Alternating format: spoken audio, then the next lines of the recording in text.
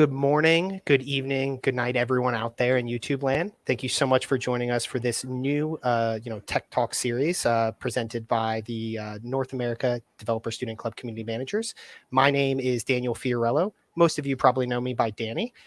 Very excited to introduce Between the Brackets for y'all and talk about our, topic today, which is how we navigated the tech path and how we managed to all come together and work on this amazing Developer Student Club program that you're all a part of. By the way, if you're not a part of a local DSC chapter just yet, make sure to visit dsc.community.dev, which I will drop in the chat here in just a second, and make sure to look for your local DSC chapter. Pro tip, if you don't see one, make sure to keep an eye out on our upcoming applications, as who knows, maybe you'll be selected to lead a new DSC chapter at your university. So yes, please visit dsc.community.dev and look for your school. But without further ado, I'm really excited to jump in. As I mentioned, I'm Daniel. Everyone can call me Danny.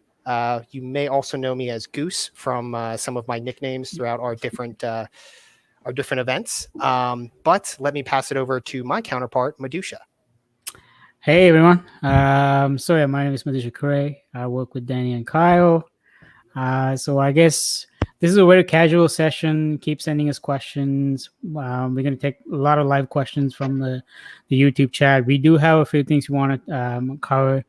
In a way, I don't think we had this discussion even amongst us. So this is kind of new for the three of us too. So there are things that we didn't know, but I didn't know about. Like probably I'm going to find out about Kyle and Danny. So super excited, and it's going to be live. So it's going to be entertaining.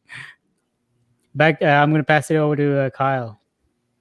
Cool. Thank you, Madusha. Yeah, very excited. So first off, I'm Kyle Paul, regional lead for North America, where I work together with both Danny and Madusha on the DSC program, helping to bring all kinds of great, events, topics, ideas out there to the community.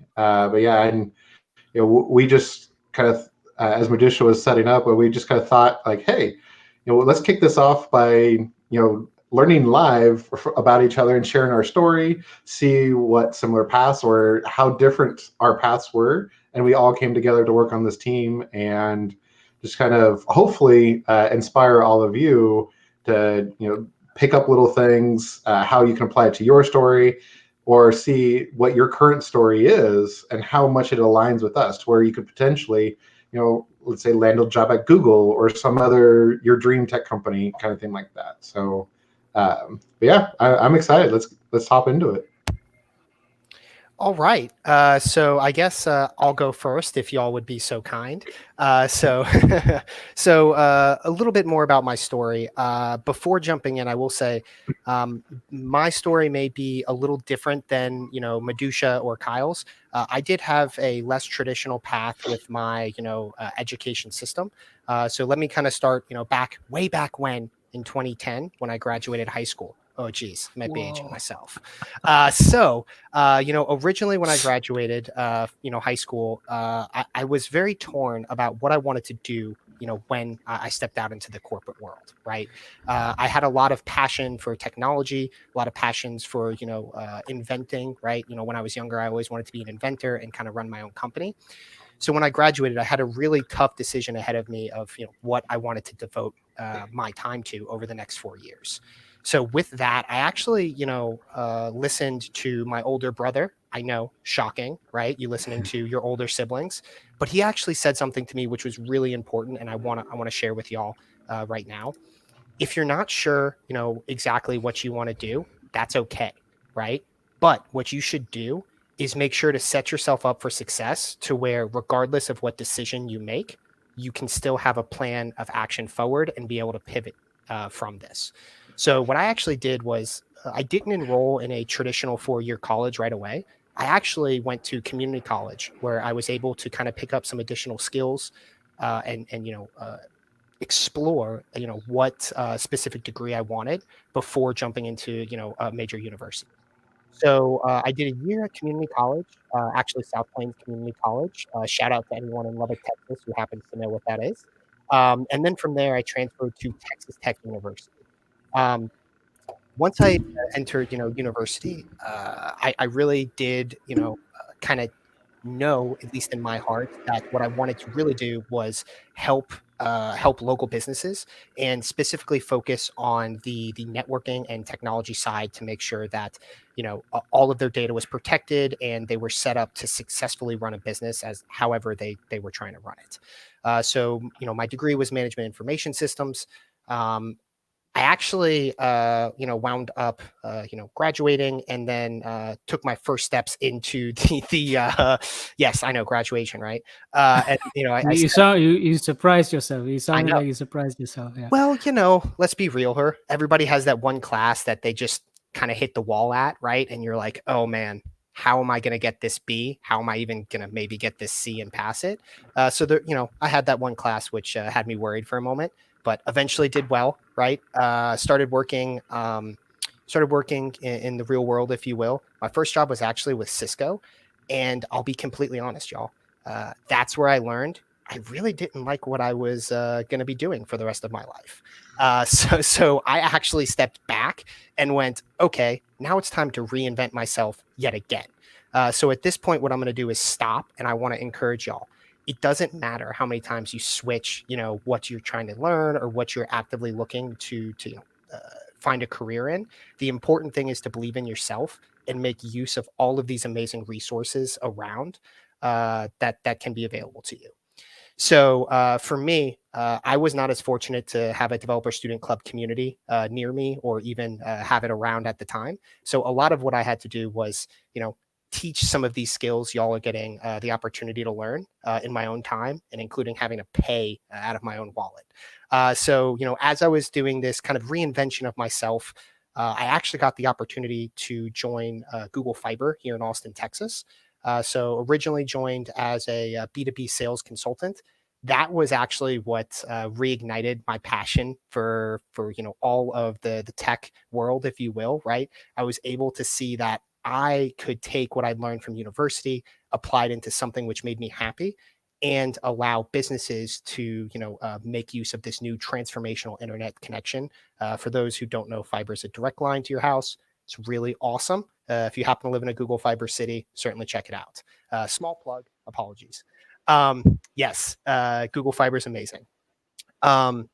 So from there, I really tried to broaden my skill set, right? I had never been in sales. I never thought I would be in sales. But it taught me a lot about what to expect from a career, right? One of the things that it taught me is, technically speaking, you're always selling something, right? Whether you are selling yourself for a job, whether you're selling, a product to someone, or whether you're trying to sell to your boss that this solution to a particular problem is the optimal solution, right? So, sales skills are definitely nothing to overlook. Highly recommend, trying to kind of build up some of those skills. It has certainly helped me as I've made this transition from sales to a, program manager. Um, I worked at Google Fiber for roughly 3.5 years before getting the opportunity to take part in a management training course with Esurance. That was a lot of fun, but I will say the insurance game is a whole new ball game. So if you step into that, make sure you know how quickly it's going to move. That was not for me as well. So I quickly ran back to Google, found this position with DSC, and I am very excited to be here. One of the things that excites me most about this journey that I went on is that I probably would not be here if it wasn't for the amazing mentorship and guidance that I received. And one of the things that I want to mention to each and every one of you on this chat is I'm happy to provide that to y'all. Right. So any questions about this journey, any questions about like, hey, Danny, how did you navigate, moving from community college to, major universities? I'm here and I'm happy to answer any questions, whether it be in the chat, whether it be on LinkedIn. I'm always here. So yes, that's a little bit about my story. I know it was a lot. So Madusha, I'll God damn it. have a couple questions to ask me.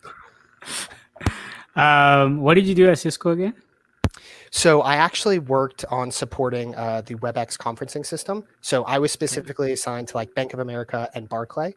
And kind of crazy, but I was literally assigned to the CEOs of those companies, and I was basically responsible for ensuring that all of their meetings went 100% smoothly, because they were, having these very large discussions and creating partnerships and talking about very important things. Those are huge clients too. So Exactly. So it was a lot for me right out of school as well. And I will say, I think that might have been a little bit what pushed me away from it, right? There was a lot of times where it was very quick turnaround. Something didn't work. I would get like, kind of hung out to dry. Did you get to listen in to some of those calls, like when they make those big deals, like Bank of America? And this is 2010. When was it? 2011? So this was like 2013, 2014, towards that transition of the end of the year. Okay. I will say I wasn't supposed to listen, but as the person, making sure the connection's stable and fixing everything in real time, I happen to hear some things. Probably can't discuss them though. No, the funny thing, you had to listen, but you couldn't retain. Exactly. It's one of those very awkward dances where you're like, okay, let me listen to cues, but not save anything. Is WebEx still kicking around? Because quick question: like, what drove you into WebEx? I was going to switch it up a little bit, and like, what drove you into tech? Yeah. So what drove me into tech? When you were in, yeah. Yeah. So I guess we have a little delay. Sorry. For me, my dad was a huge motivator for me. He actually worked for Citibank for 20 plus years in database management. A lot of what I got exposed to from the technology side early on was from him, right? Getting to see the databases, see how all of those maintenance windows worked. It was very inspiring. And, it really just kind of gave me a kick in the butt to start my journey with technology. So was that straight out of high school, or was that while you were in community college and university? Like, so when did that direction happen? It was actually when I was in middle school, right? So my dad moved us to Texas when I was in middle school. One of the things, he did was he tried to give us a week off of school to kind of like make up for him moving us across the country, which was very nice. Unfortunately, or fortunately, as it turns out, he did force me to go to work with him for a couple days. And that's actually what like ignited my passion. I saw him working on, these databases. I saw him interacting with his team, and I just sat there and I was in wonder. I was like, this is so cool to hear, how all of these different people work together to make it where, you pull up your phone, you can access your bank account. It's 100% secure, and you never have any issues with it, with you gaining access. To me, I was like, holy cow, these people are wizards, right? Like, how do you do this? And it really like made me, decide to look at this technology and figure out how could I do this as well. Very cool. And yes, as the bottom scroller says, if you have questions, toss them in the chat for us. We'd love to hear questions that you have about our stories too. And so in your, what were some of the courses that you took in your community college and university experience, like that helped you kind of funnel into that, stay in that tech vein? Yeah, so I actually had a couple computer science courses at the local South Plains Community College, which were really transformational for me. There was a couple hardware classes, which actually I got to get hands on and do networking in real time. It was actually a kind of a crash course for a CCNA certification, because at the time I wasn't 100% sure if I wanted to get a degree or if I wanted to get a technical degree so I could begin working. Once I started getting hands-on actually coding and building these networks and securing them, I was kind of hooked, right? Being able to remote in and set everything up, and to where like I can make sure that nothing is being stolen from these businesses, or there's any connection issues. It really like made me very happy and made me realize that like this type of work is something that my brain easily picks up on, which was key for me, right? I sometimes struggled with math and things outside, of school. But I was very impressed with how my brain was able to kind of adapt and continue pushing. I will say, shout out to my professor as well, because he definitely met with me a couple times for long office hours, and really helped me kind of get over that hurdle, right, of the theory to practical application. Y'all, if you're listening, rely on your professors. Go to your office, go to their office hours. They're there because they want to help you succeed. Don't think you're bothering them. Most of the time, they're sitting there by themselves and they're hoping, praying someone comes by with passion to learn what they're talking about. So Most of them are chilling at home these days. Like, nobody's. Utilize the No. office hours for sure. Interesting. Going back to Cisco thing, the reason I ask you about WebEx is, now this was, I know, 8 years ago, but you see now you've been seeing all these WebEx to Skype to Hangout, and now you're looking back going, wow, somebody missed the ball big time, right? Like all this technology was already there, it wasn't packaged. Any tips that you picked up? Because being in the tech field, what I started noticing was same companies end up doing the same mistakes, maybe in different contexts, right? And then how do we not do it, and how do we position ourselves accordingly, right? So yeah, no, that's a really good question.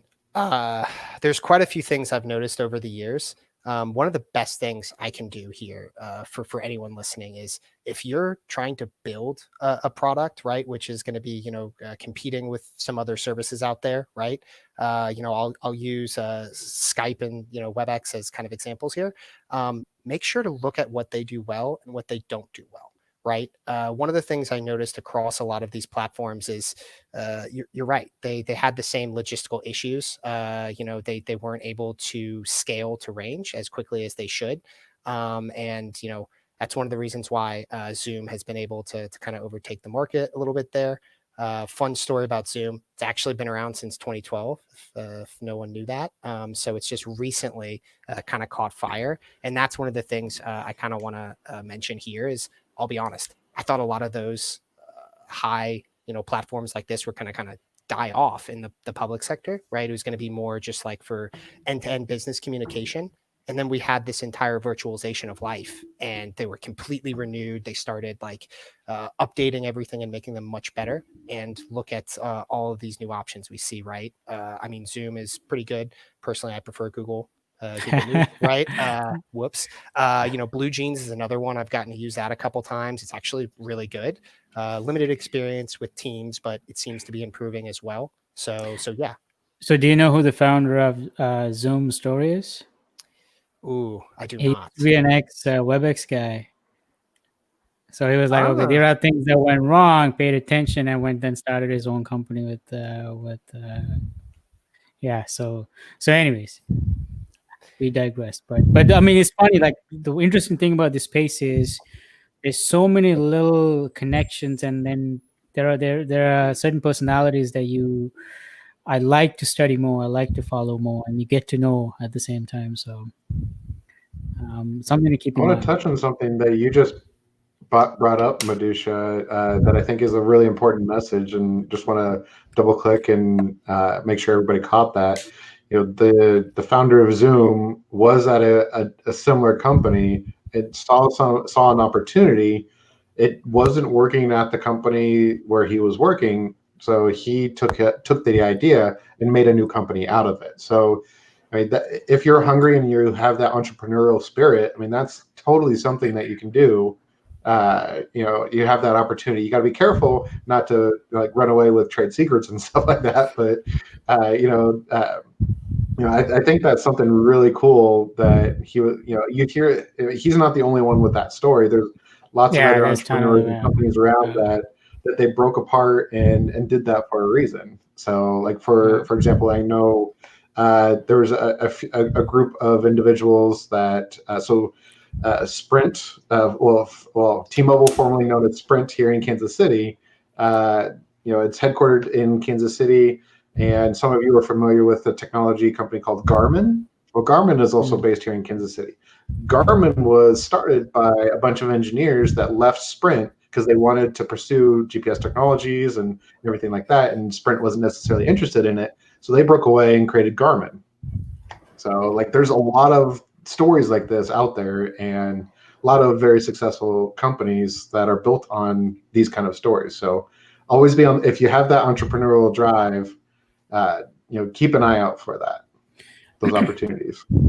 We're getting a few questions. Let's take the first question. So Robert asks, Danny, Goose, in your opinion, how important is it to develop technical skills in college for someone interested in business side of tech? Ooh, so this is a great question. Thank you so much for asking. So in my opinion, this is the ideal spot for you to devote and use your free time to develop as many skills as you can.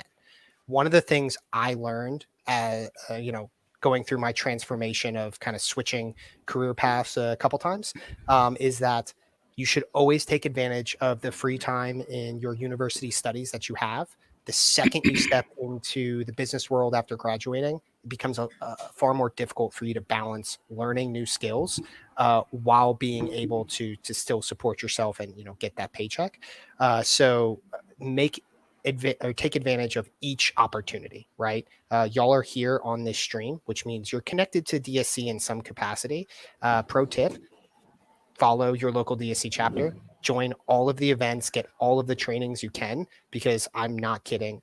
If this program was around when I was still in college back in 2013, whoops, aging myself again, I would have jumped on it.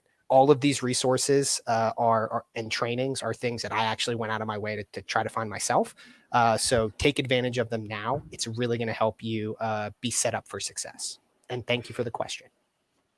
And one other thing I want to add to that is, I guess if you are pursuing a career more on the business side, but in the tech field, you need to be the liaison between the technology experts, the CTOs, the developers, and the potential customers or the partners that you have. So you need to understand how to speak both languages. Now, that doesn't mean you need to know Python or CSS or whatever the technology in depth. If you do, it's great. You can even break things down, but you need to understand how to communicate to both parties, because we have this tendency of, and engineers being accused on this a lot, where we end up building things that in our head makes perfect sense, but in reality it doesn't. As a business person, you are the person who's responsible for making sure that there's not going to be any technical debt. There's not going to be any, the project is going to be on time, on budget, and the quality is expected to that you're supposed to deliver. So having that both worlds, I think you can always start with small projects that you do in school, and then you'll find that dynamic, and then you're not going to click with everybody. And if you look at any big tech company, there was always a partner. Jobs had Wozniak, and like Mike Lazaridis from Blackberry had Jim Balsillie, and there was like the yin to their yang, right? So you'll start forming those relationships as well. So I wanted to clarify something. When you were talking about programming languages, yes, I heard the rest of that, but when you said Python, did you also say CSS or C++? I know. I missed out. I was like, did you just compare Python and CSS? You know what I mean. This is why we don't invite him. I was like, hold on. That's too funny. If you know CSS, you'll be able to style it nicely. So, anyways. Yeah. Python's easy after that.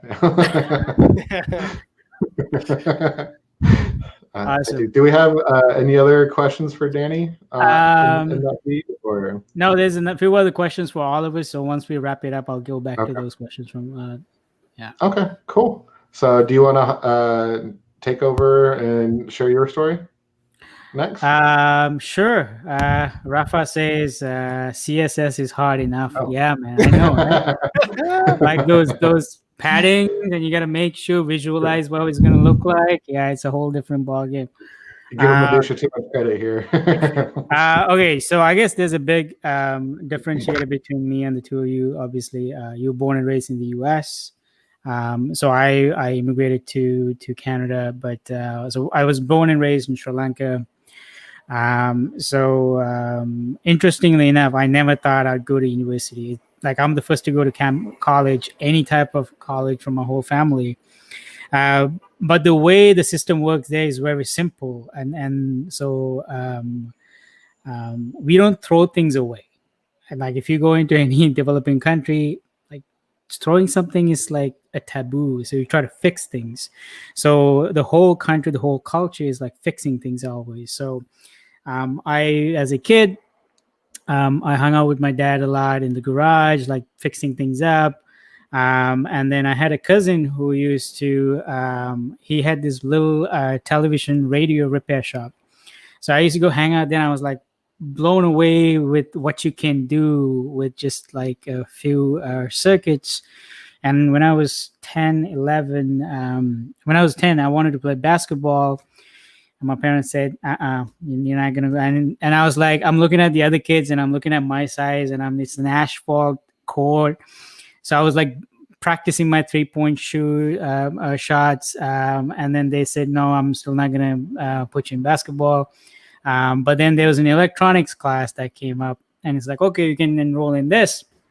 Again, immigrant mentality, right? Like, you either become an engineer or a doctor or something like that.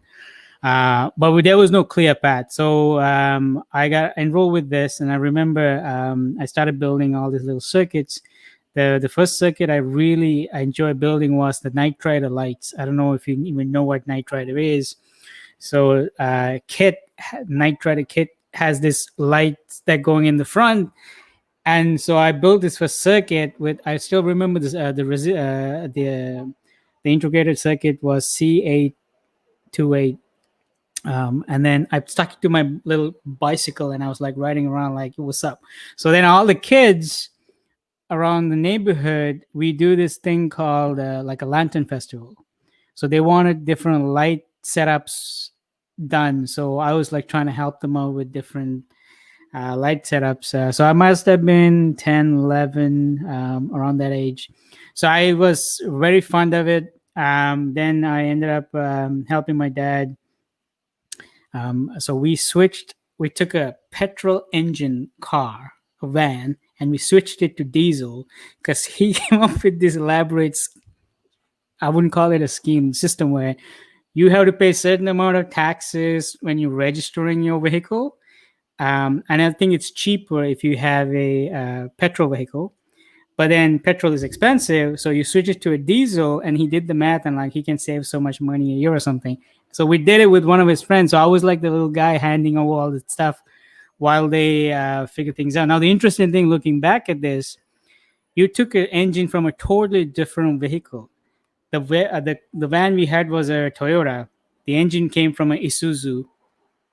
And they did it in their heads with a few drawings, no CAD software, nothing, and everything coupled in nicely, worked fine, was running fine. So this was kind of like the beginning of like getting exposed to some of these items.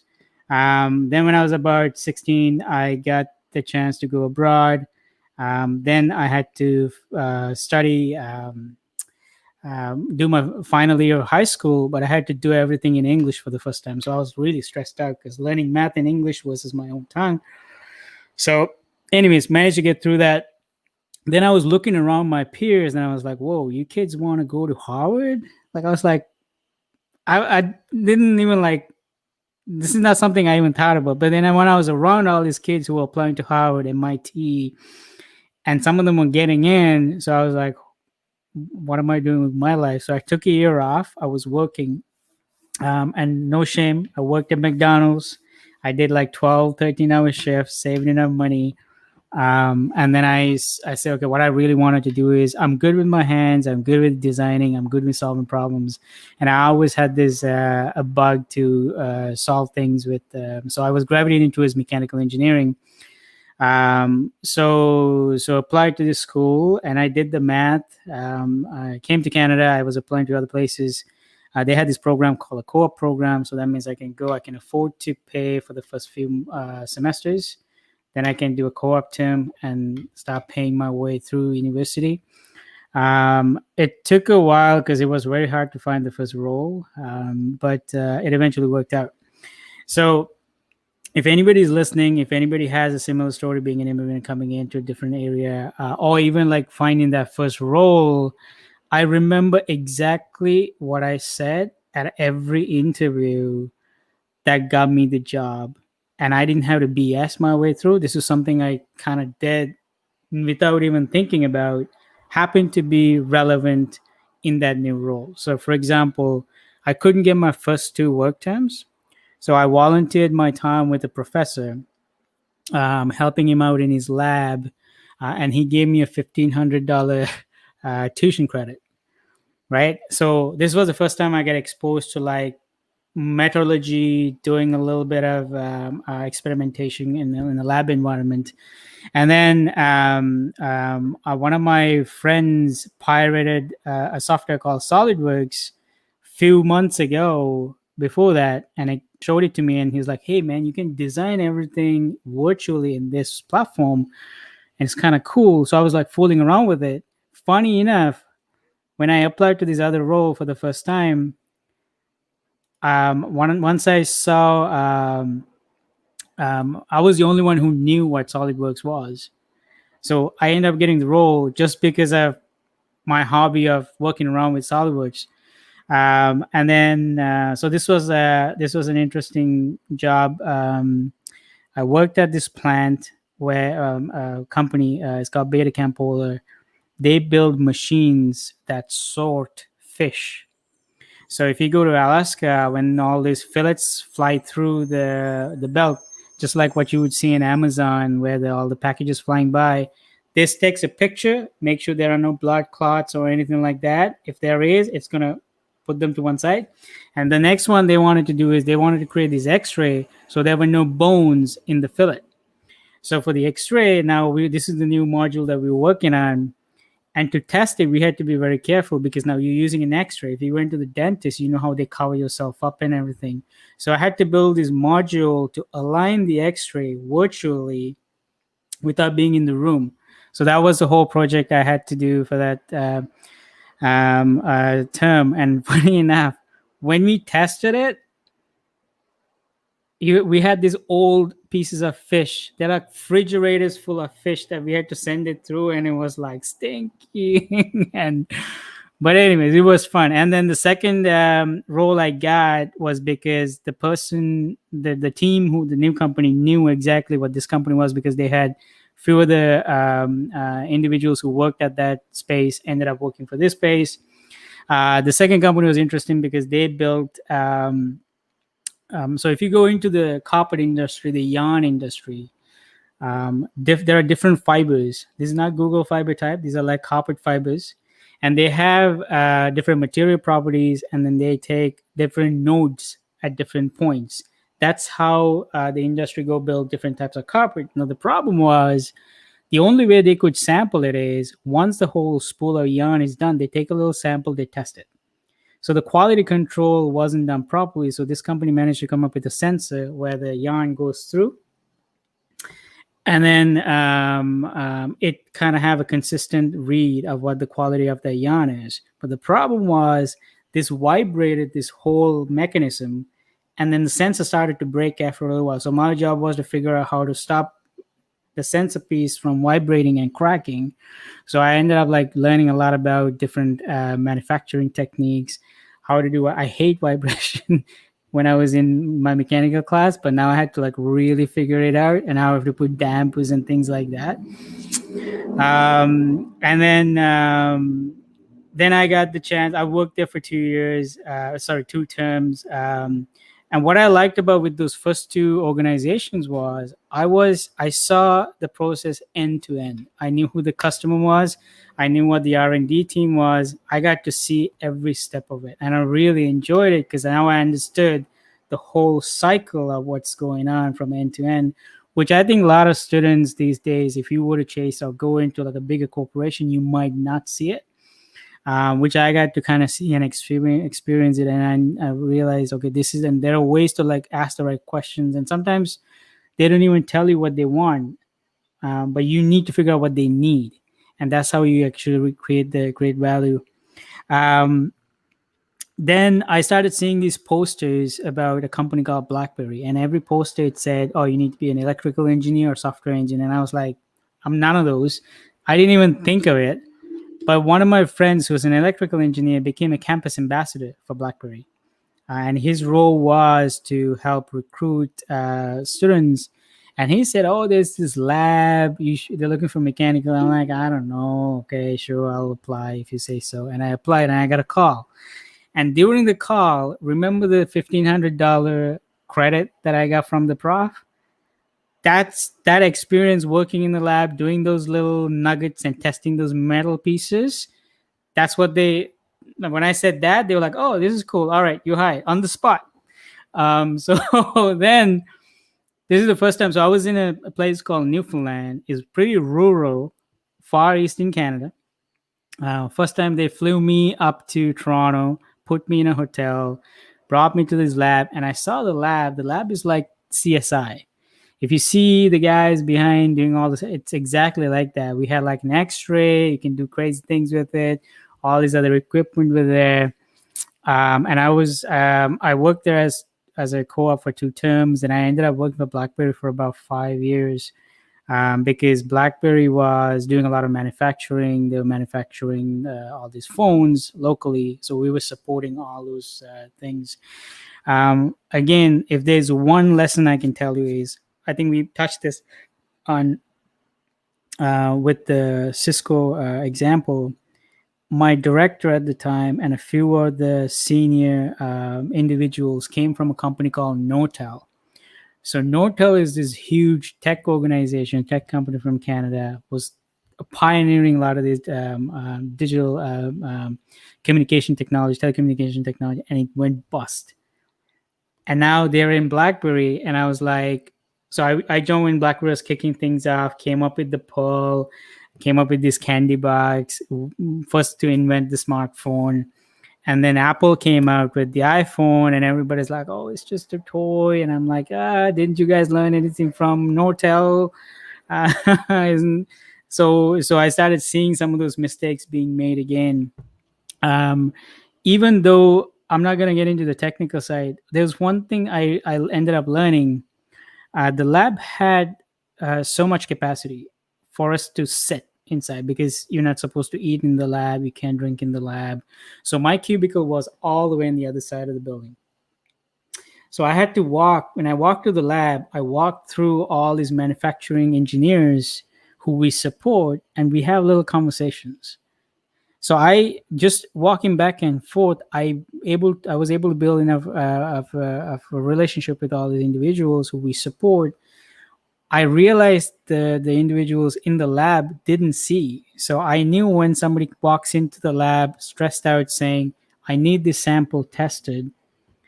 Otherwise, I can't run the line, because there are certain requirements that requires us to be up to a certain standard." I can relate to that. But then sometimes they over exaggerate, and I know how to pick it. So there are little soft skills that you're going to end up learning that can come very handy. When I mentioned knowing what the customer wants and what the customer needs, nobody can teach you that. It's just a way of you picking things and having those conversations. So that was like, that's kind of the path I got into tech. But if you were to ask me what my first job was, even before McDonald's, I worked at a nightclub when I was like 16, and I had to go collect glasses, and it was the best job. But the problem was I was in Europe at the time, and they allow smoking. So when I come home, I'm like, I'm coughing, and I lasted maybe 2 months there, even though it was all fun and games. But yeah, so that's the kind of path I took into getting into tech.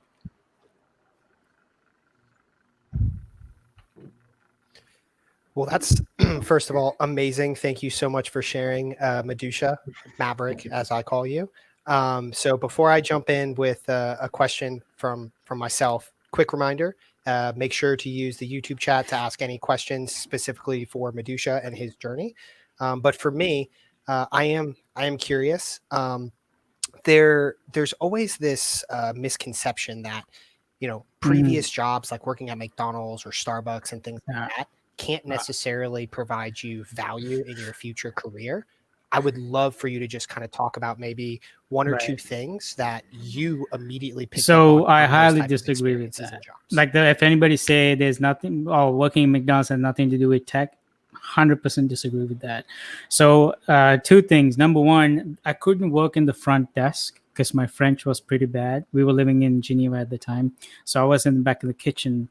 And then first of all, what I realized was how clean, how efficient the process was. So for example, when you make we don't make one Big Mac, you make 6 Big Macs at the same time. And then to do that, there's a whole process that they went through. If you ever watch the movie The Founder, that's the whole thing they pioneered. If you remember the scene where they map everything on the kitchen on the parking lot and they enacting it, that's the same thing that works in the manufacturing flow if you're producing cars, for example. So that efficiency part was kind of like, whoa, okay, so this is what you need to do if you want to build something with the same consistent quality of it. So for example, even the equipment they have, it's custom made by McDonald's. So the amount of ketchup that comes out of that unit is controlled, so it's consistent across the board. So that was kind of like when, whoa, light bulb moment. And then the second one was me being in the kitchen. I had to look at the crowd, look at the time, and predict. Okay, so it's lunchtime. I think I know not everybody's going to order Big Macs. I should make 6 or 7 or 12 or something like that, depending on what it is. If you have promos, so I managed to like predict certain things and project certain things. So how do we, for example, when we run an event right now, Danny, and somebody say, how many people would you expect them to come? Because now I know how to do the math, and depending on the event, depending on the time, maybe that's why we need to like market certain things. And so you're able to predict it, and then you can reverse engineer it, and then apply to other things. So eventually you'll learn more skills. So for example, I hated my stats course when I was in university, but then when I started doing my Six Sigma, I was like, whoa, the reason I hated it was because I didn't understand why I had to learn it. But when I was doing Six Sigma, I was like, whoa, this is amazing. Just in time manufacturing, for example, this is amazing because this is how you predict things and like project things. Because again, you didn't want to waste food. Same thing if you look at manufacturing, you don't want to waste equipment, you don't want to waste resources, and you're in very tight deadlines. So those are things you will pick up that you wouldn't even think, but actually it helps you with your thinking and the way you work and the way you behave. So Thank so you. Danny kind of stole my question a little bit because I was like going to point out that your background was so diverse and how you got into tech, and having that experience at university is what landed you the job at Blackberry, which is so cool because it's just like this was just something you randomly happened into at university, and then all of a sudden Blackberry's like, yeah, we're interested to talk. Like, oh, you've already done this, you're hired. and So it was don't so pass up weird. these opportunities. And yeah, that is really cool. I didn't know that. I knew you And then the worked for funny thing is, Blackberry, but I like, didn't know like that's how it. and it's like the universe kind of like unfolds itself. You don't even think about things you do. So I'm not gonna get into it. In 2010, my university prof decided to run for mayor, and he asked me to be the mayoral campaign manager, and I was the campaign manager for him. So I learned everything about like campaigning, even though after that I hate politics altogether, but I know everything we did wrong. But I came up with this killer social media campaign. You all know who Rahm Emanuel is. If you watch the news, you can see him. He used to be the right hand man for Barack Obama as a chief of staff. Then he became the mayor of Chicago. They picked up the strategy somewhat. I mean, they put a lot of money into what they came up with, and they came up with somewhat of a similar strategy after a few of our stories got out. So I was like, what the hell? So yeah, like rallying people, those things you end up learning, especially if you are becoming a manager, tech or otherwise, if you want to start your own company, and you realize it's not about me anymore. I need to rally my troops. I need to make sure I'm there for them. I need to make sure my vision is shared and it's relatable, and then any bottlenecks we can eliminate. So there are things that you can learn. I did. So we're I getting also some questions, yeah. But Kyle, we can take Okay. you. Yeah, I was gonna.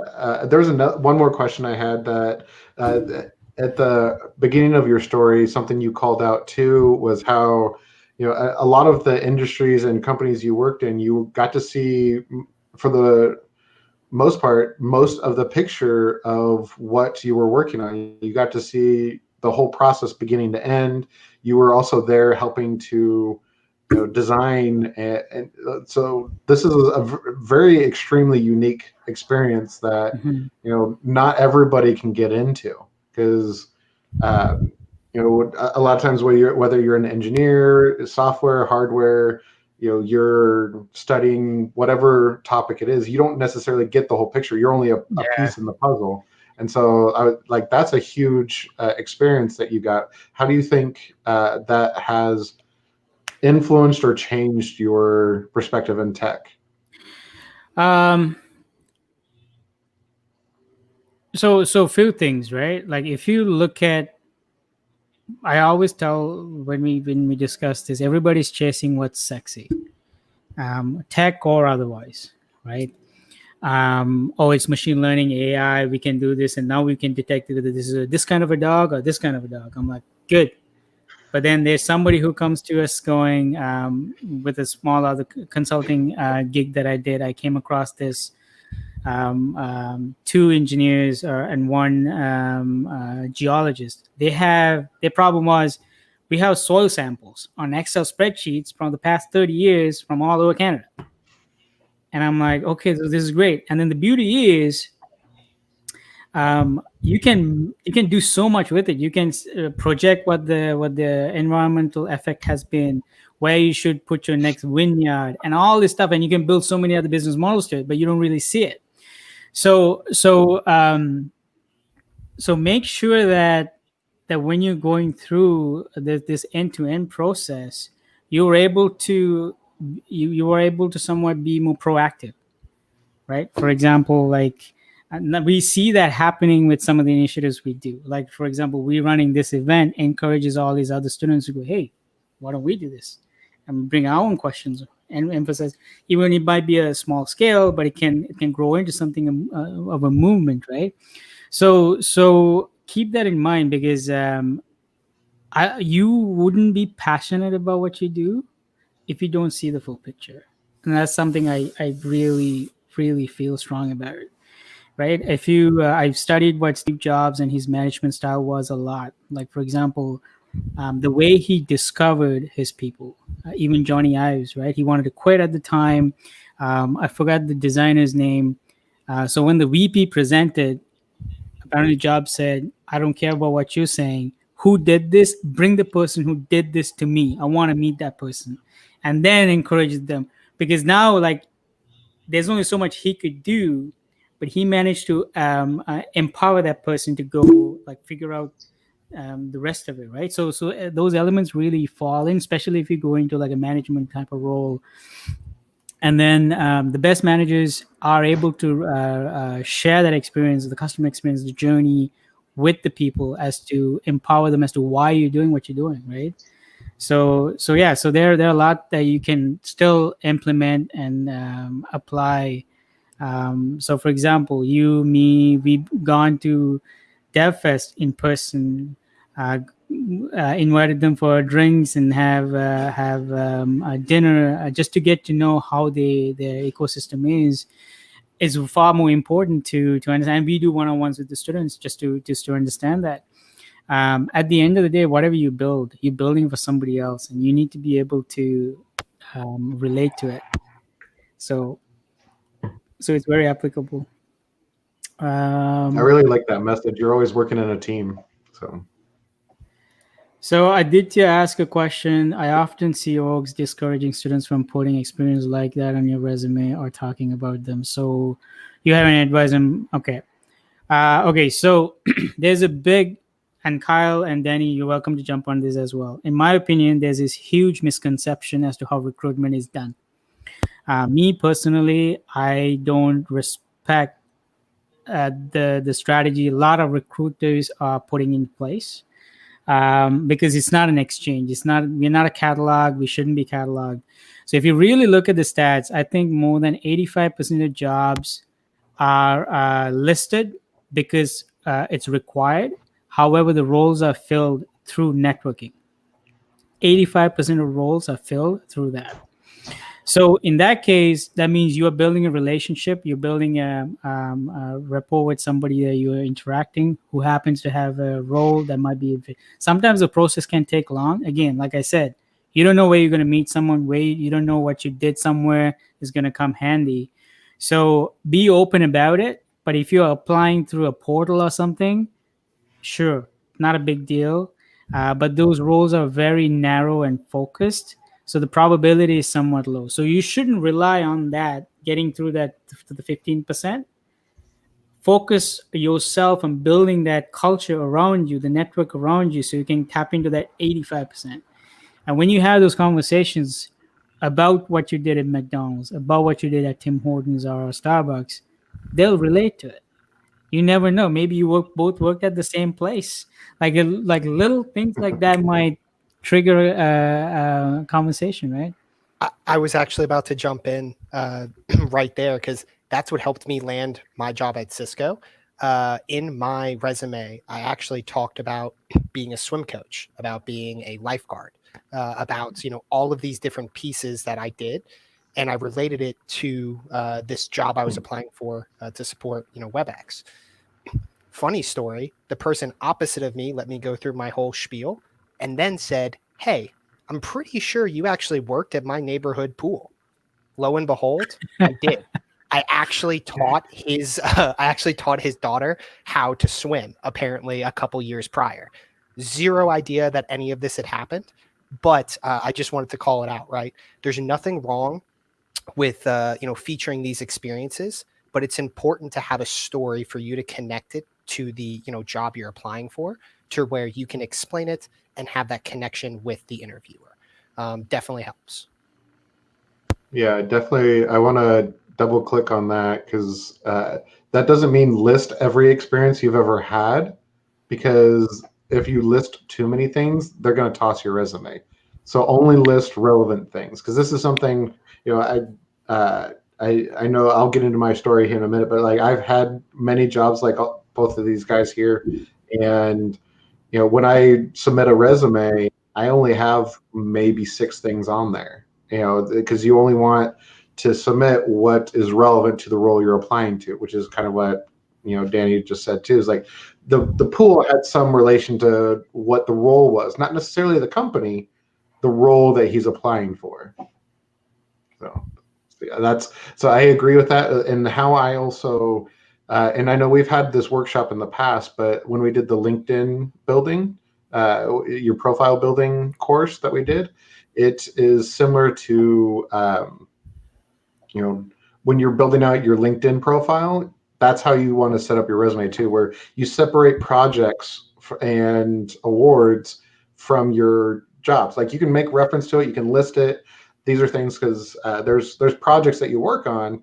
You can't, and I think that's kind of what the question was going to as well.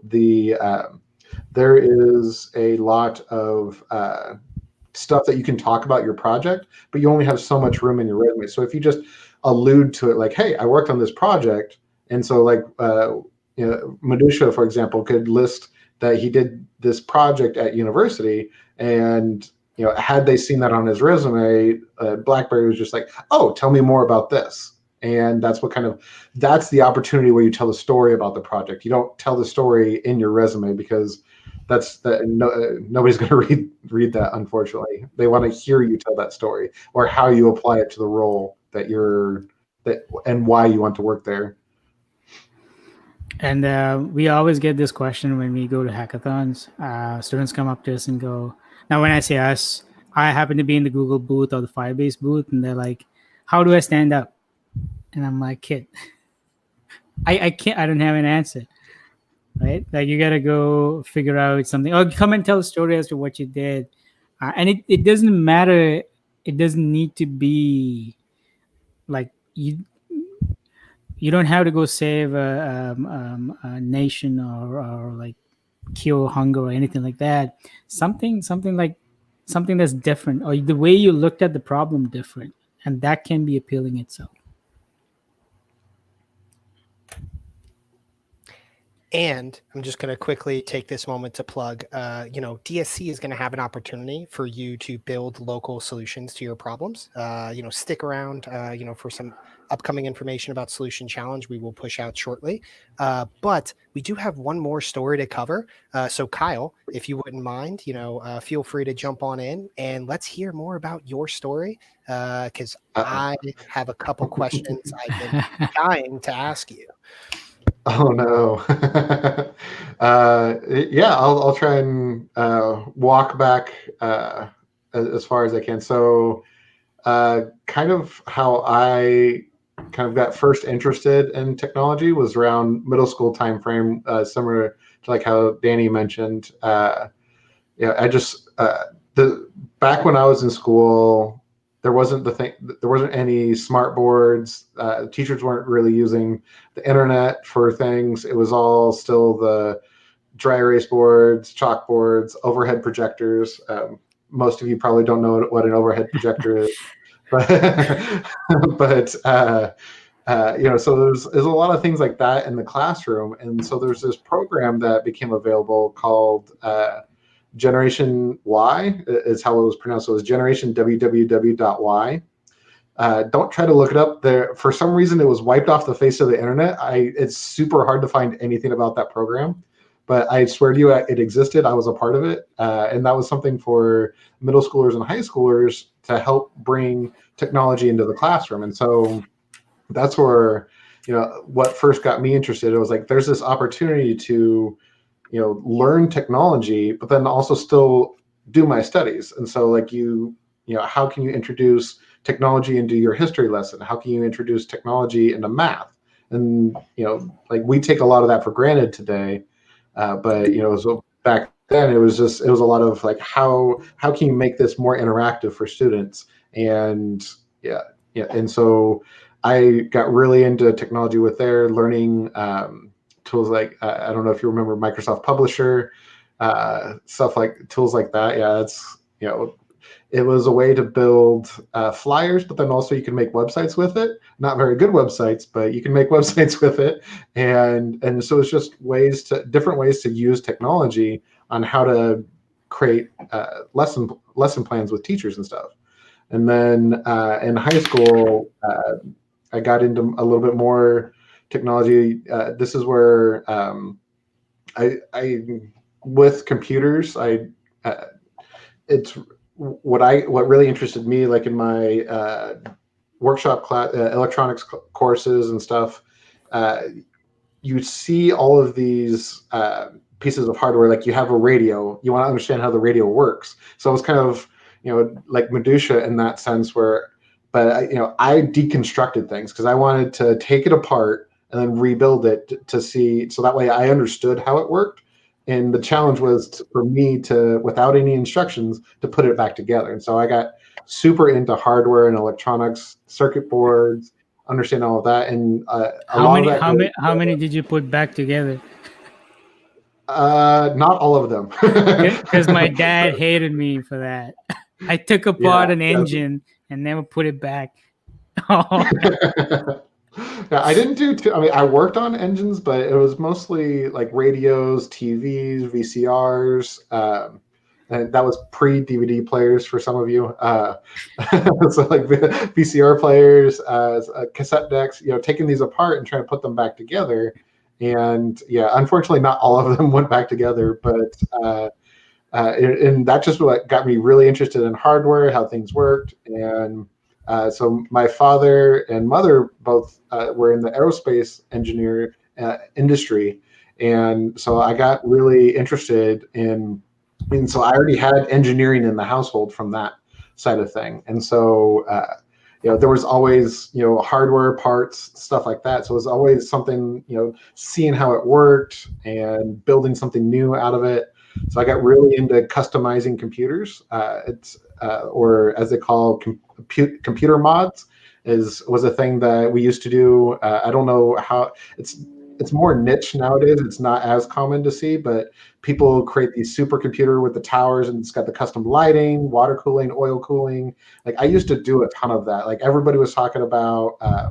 My dad always made fun of me because everybody his age back when he was going through school, everybody was talking about what size engine block you had, and oh, you have this carburetor on it, whatever. And so kids when I was going through high school, everybody was talking about, oh, you have this processor with this much RAM, and everything like that. And so it was just fun to like how we were building our computers. So building your own computer and getting it all set up, and building something like that was really cool and what I got into. And so I was super into the hardware side of things. And so in high school, I actually started kind of a side hustle where I was going around building computers and maintaining computers for people in town. So I was just word of mouth, and you could hire me on. I was just a cheap high school student, so I couldn't like charge an arm and a leg to build somebody a computer or anything like that. So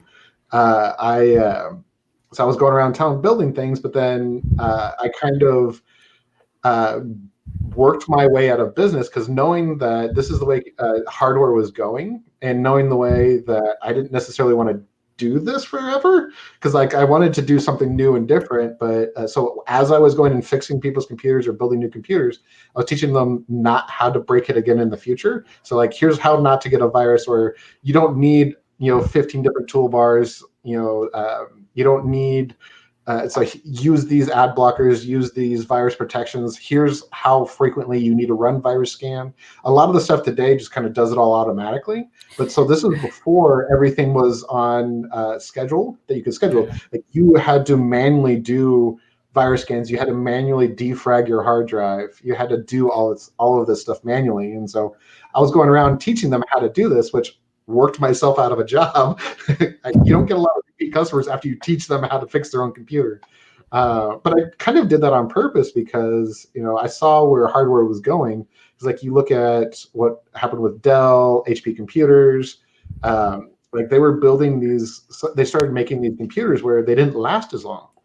And I saw this from, building my own hardware, going to the different stores, collecting the pieces, building my own machine. Like I was able to make that machine last way longer than an off-the-shelf thing from Target, Walmart, wherever you're buying your computer. And like those maybe lasted 3 years tops if you were lucky, kind of thing. And that was just because the hardware was already outdated by the time it hit the shelf, and it wasn't designed to be upgraded. It wasn't designed to be really maintained. It was just something that you rotate through. And so that's where I was seeing this pattern evolve. And so I was like, I need to switch up. I really love being in technology, but what's the other thing that I can do where I can deconstruct something and build it back together better or new, or build something from scratch on my own? And that's what really got me into writing code.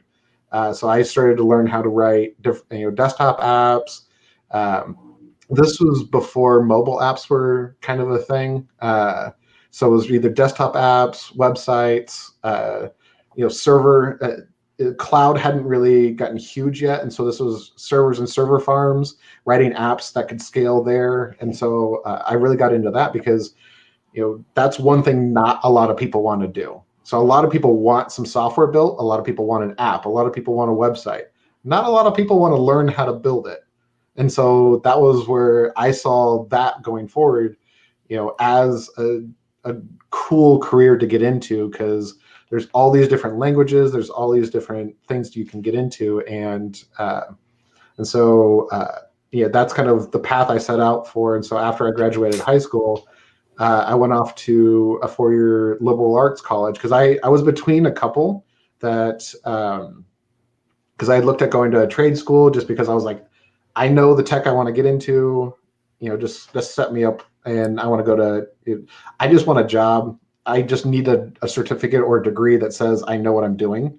And I don't necessarily want all that other fluff. And I kind of wanted to still weigh my options. And so I toured all the tech schools, the community colleges, the liberal arts colleges, the engineering schools. And so I wound up going to a liberal arts college, which it wasn't the most fantastic computer science engineering degree path, but what I saw that they offered along with that is what attracted me to go to that school. And I went to Baker University here in Kansas, and from talking to that professor, the head of the computer science department, and there's just some of the stuff that they were interested in doing, and then adding on to that what you could do with your liberal arts degree. And so I didn't bring it up back when Madhusha was talking about it, but like how, and it just reminded me so much of my story, because with a liberal arts degree, you get involved in medical stuff. You get involved in, so Baker's also a teaching school. And so there's a lot of elementary and middle school, high school teachers that go through Baker University. It's a nursing school as well. There's a lot of medical stuff that happens, and so I made friends with people in all these different degree paths, and that opened up my eyes to applications that you can take. So yes, I understand how to write an app, but why do I need to write this app? Why does the app need to work a certain way? And that's where, I credit that back to that liberal arts. Going through school, that having that liberal arts experience opened my eyes to other ways that you can apply software. And so that's what, and I learned a ton of different computer languages while I was in college as well, and a lot of fun. There's a bunch of random jobs that I had in college that I got to do. I worked for a newspaper. I worked for retail. I worked for. I had a side hustle at school as well, where I was learning. So one thing, those of you in university know the textbooks aren't cheap. So created a side hustle at school to help students kind of buy, sell, and trade their textbooks and find them much cheaper. Because like I remember my freshman year, first semester, before I understood, because I was I'm the oldest of 4 kids, and so I was the first to go off to school, and we didn't really understand how much textbooks cost. And so like my first semester freshman year, I think we spent almost $1,000 just on textbooks, and we're like, not doing that again. And so next semester, I'm surprised the campus didn't shut you down. They tried, but we did it. We had ways that kept it to where we could live on, and I'm sure it's modified now. But yeah, it worked around the system and stuff. Yeah, because the bookstore was not happy. Yeah. the campus bookstore was not happy, but we did it because I was like, the same books, the next semester, or the same dollar value of the books, because obviously I took different courses next semester, but the same dollar value, the same number of books. I only spent $300 on books that next semester. So $1,000 worth of books, I wound up only spending $300 the next semester on that, and then just figuring out cheaper ways to get the same exact book. And a lot of times when you sometimes run into this, you have different editions of the book. Like the professor wants the 6th edition, but you buy the 5th edition, and sometimes it screws you up a little bit. So you do have to be careful of that. But yeah, so it was things like that I did on campus that got me to understand different opportunities, and then which led to this was a big thing that I remember talking with my parents and my student advisor about. Because one thing that I was keeping up with in the news was a lot of kids were getting hired straight out of university without ever completing their degree. And it was I mean, they were getting big paying jobs, but the thing is like they weren't getting that degree. They just went to school, did something flashy, and then all of a sudden they got hired straight out of school. And so I did get I did get multiple job offers before I graduated, but I said, I'm not going to leave school early. I'm going to get my degree, and then I'll come to work for you. And so like I remember like I got hired in February. It was like February or March, but I didn't graduate until May. And I was like, I'm starting June 2nd. So you're going to have to wait for me to graduate find an apartment, and that way I can move in, get settled, and then I'll start to work for you. And once I set the ground rules with that, like they wanted me, I wanted to work for them, and so it wasn't that difficult to negotiate that. And so I wound up working for a publishing company that considers themselves a software company as well, because I mean the company wrote everything from scratch.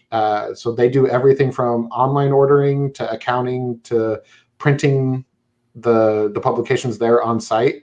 That company and wrote everything from beginning to end in that. So back to kind of what Madhush was talking about, seeing the whole picture.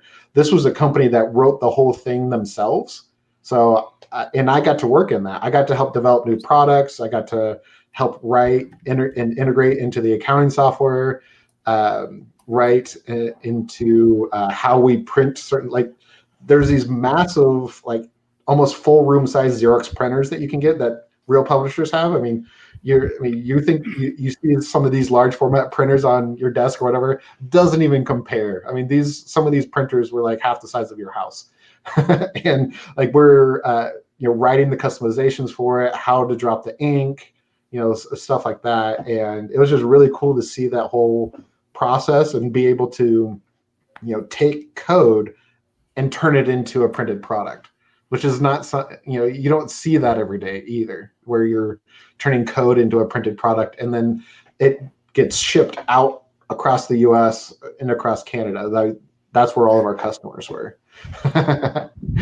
So it's fun to do that. And then after like it kind of got stagnant. I did learn a lot there, but it kind of got stagnant for me. And so I decided to quit, and I worked with a friend that I'd met. So while I was there, I started a Google developer group here in Kansas City. And so it got me into knowing more about the tech community, my local tech community. So it's kind of like all of you started, getting into your DSC, you're getting to know, your tech community there at the university, but I encourage you to also get out into your community as well, or interact with your local GDG chapter if one exists. And so being part of the tech community opened my eyes a lot more to what opportunities were available in the metropolitan area that I had, and which actually led to me quitting my job and co-founding a startup with a guy I met through my Google developer group. And that ran for about 4 years, and it was so cool to be able to take different Google technologies and innovate around them and build products. So we built a lot of products for other startups. Some of my stuff is still running in other places in the world. And so it's just cool to know that that's my code that's running behind XYZ product. And then, after there at the startup is kind of what led to me, my program management skills, project management, my experience within the community, and understanding the tech scene and stuff like that. That's kind of what led to me getting this job here at Google. So that's trying to condense my story. I think dealing with third-party customers, it can be good or bad, like depending on who the customer is always, right? Like managing expectations, especially when like they don't understand the whole process. Whereas in their head, okay, you just plug this in, the customers are gonna love it, and I'm like, no, not really. There are ways to like, maybe this is not a problem you really want to solve, or maybe this is something it's nice to have, not necessarily must have, right? So, yeah. That was one of the interesting things. I mean, you raise a good point there too. When you talk about the customer, a lot of times we think about the customer as the end user. That's not necessarily who your customer always is. So like when I was working for that publishing company, the customer sometimes was, the customer service department, or it was the accounting department, or it was our production department. They were running the printers and everything. Like, hey, the code you just sent just started jamming the printer, kind of thing like that. So, so the end user isn't always, who your customer is. Yes, there's, different ways money gets handed around. I mean, sometimes the customer is even your CEO. So, so I and that's always, intimidating working on some of those projects. But yeah, so yeah, the customer doesn't necessarily always understand the entire process. So if I could, I would love to ask you about kind of that decision, and then what was going through your mind as you were leaving that publishing company, right? Starting your own startup, right? If you could maybe talk through for some of us on the YouTube chat who may be trying to think, do I go into the corporate world? Do I start my own startup, right? Maybe giving them some advice, or at least how you talk through it I would love to hear it. Oh yeah, that's a great question. I think it definitely depends on the person, and what made it easier to jump into a startup was not necessarily I had somebody to jump in with me. It wasn't just I have this idea. I don't care what anybody else thinks.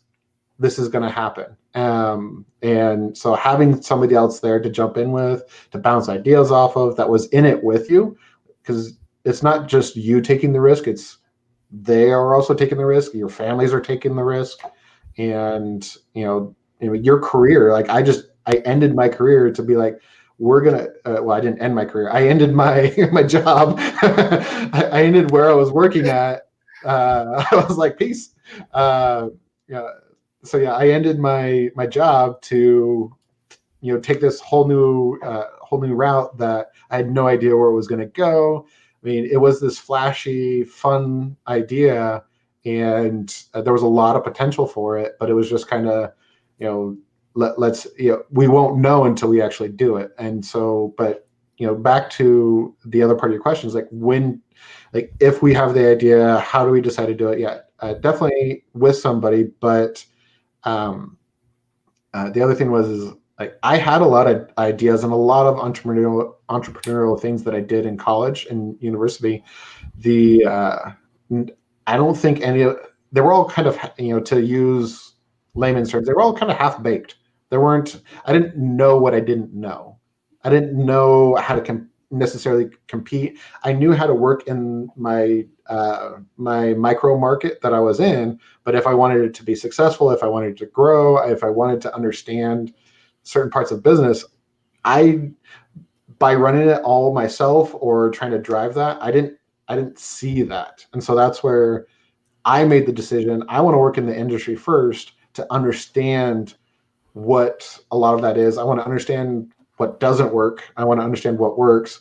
And so I think that, even though there was a lot of things that happened at the company I worked at, that a lot of good, a lot of bad, there was a lot of cool things I developed for that company.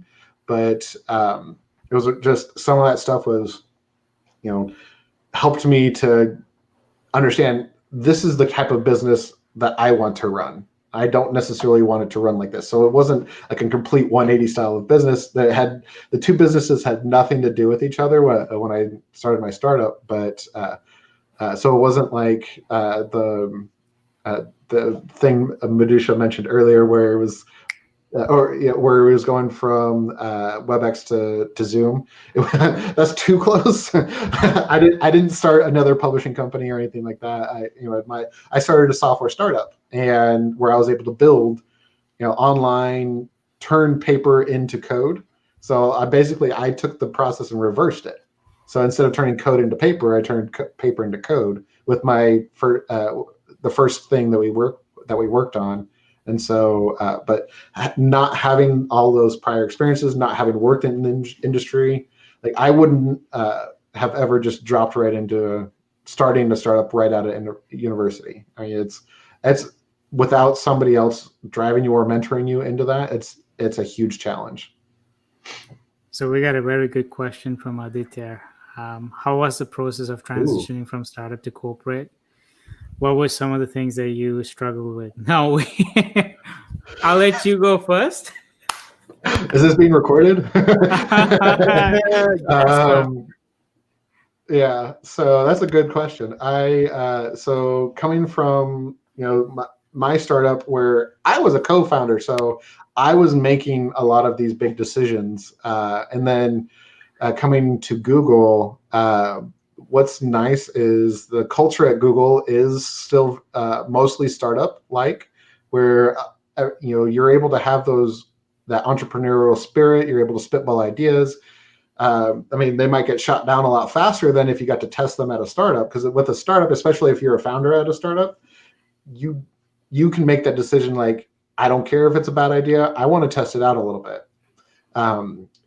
Here at Google, I mean, you have some of that flexibility, but it's it is nice to at least have that structure too, though, back again. Because like sometimes with a startup, especially if you're running your own startup, you're having to create the structure that you work within. And so that's where, I like being at Google, where I still have that entrepreneurial vibe that I can, that itch I can scratch and stuff like that, with having the structure and everything. I'm not having to necessarily always define the structure.